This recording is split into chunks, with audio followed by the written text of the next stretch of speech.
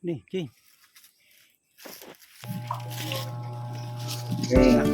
Ay, good morning, good afternoon, good evening sa ating mga katseben. Ito, maniniba tayo ng saging dito sa aking farm na halamanan.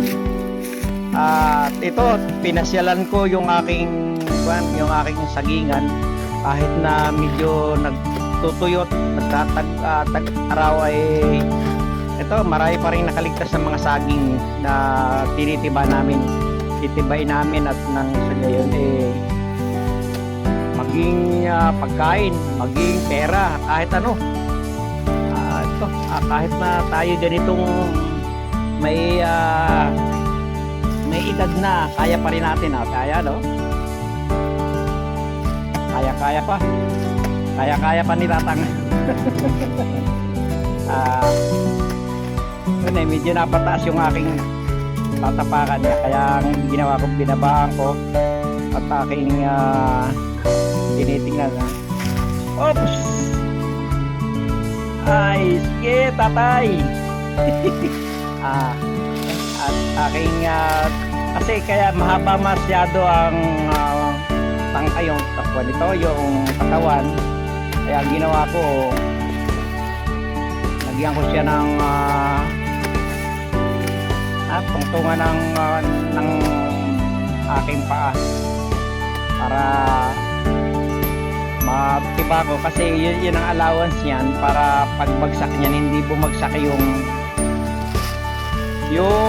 buwig sa lupa. Nadudurog kasi pagka hindi mo inakyat yan. Pag dinali mo lang sa puno o kaya hindi medyo ay bagsak yan, kasi sa bigat ng kanyang katawan madadamay yung kanyang buwig o yung kanyang bunga. Aking tinataga na ganyan para maya maya makikita nyo babagsak na yan at hahapay na yan. Pag humapay na yan, eksakto yan na hindi babagsak, hindi tatama yung bunga sa lupa. Tapos aalog-alugin mo lang, ayan, sige, banat, ayan, yan, bumabagsak na, ayan na. Kahit mainit, pero maaga pa yan, pero kahit mainit, yan, aalog-alugin ganyan, yung boom, boom, ayan, tinan nyo, hindi lumapat yung bunga, yung buwig dun sa lupa.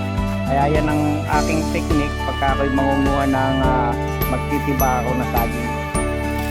Konting baba-baba lang, yan. Tapos pangkaraniwan niya na yan ang ginagawa ko pagka ako'y tumitiba ako ng saging, dahil ng experience ko na yan na ganyan ang aking ginagawa, para na sa gayon hindi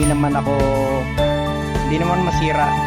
Sayang, tinan mo ang laki-laki ng buwig, pero boom, isang taga lang pumutong aking itak na to ay medyo matalas at tinan mo ang bigat. Talagang mabigat to, pero tiniyaga ko ito dahil nang ito hindi na masyadong pinupuntahan ng aking anak na siyang nagmamanage ito dahil may trabaho. Kaya kaming dalawa ang miss ko yung medyo umaayos ito, dahil nang awawa naman yung mga saging, kinakain lang ng ibon, kinakain lang ng unggoy. Mabuti ngayon walang mga unggoy, dati ang dami dito, kaya ang ginagawa namin bukod sa unggoy may mga tao pa. Grabe, kaya yung mga tao dito nahuli nga namin, grabe, kaya yung mga tao dito ay atat sa lugar na ito na manguha. Ay yung aming saging sa baba, yung medyo patag doon, wala na talagang makuha. Tapos yung niyog ay okay lang, yung niyog, dahil yung niyog kinukuha lang namin yan, nagkakabunga na, naglalaglagan lang doon. Saka yung kay Mito, nakapanahon na kay Mito, nabulok lang sa ibabaw, wala talagang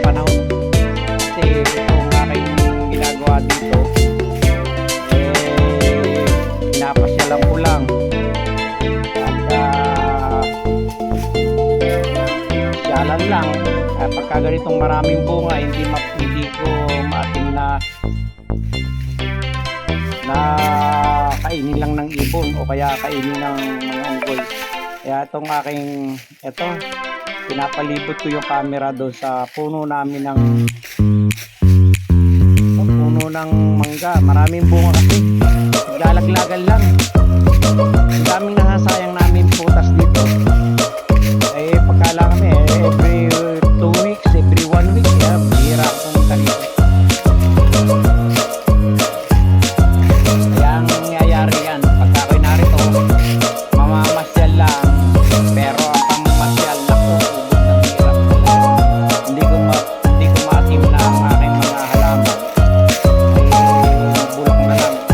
Kaya sabi na miss ko, uwi na tayo, hanggang alas 9 lang tayo.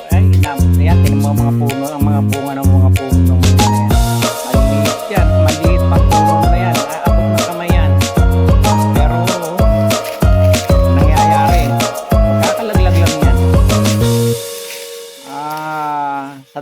Sa dami niyan, hindi na namin maasikaso.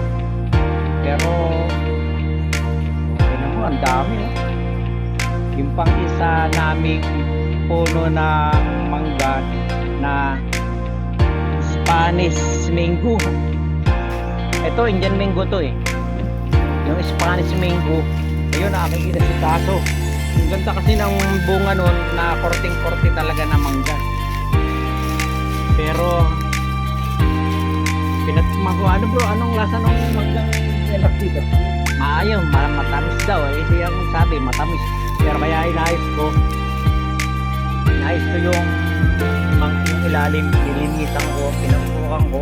Ang dami kasing bunga, kaya naaawa naman ako eh. Pero naglalaglagan lang talaga yun.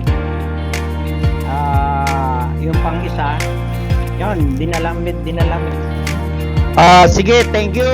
Kahit na to, tinan nyo, kahit na mabigat, ay tayo muna ay magpapaalam. Goodbye! Boom!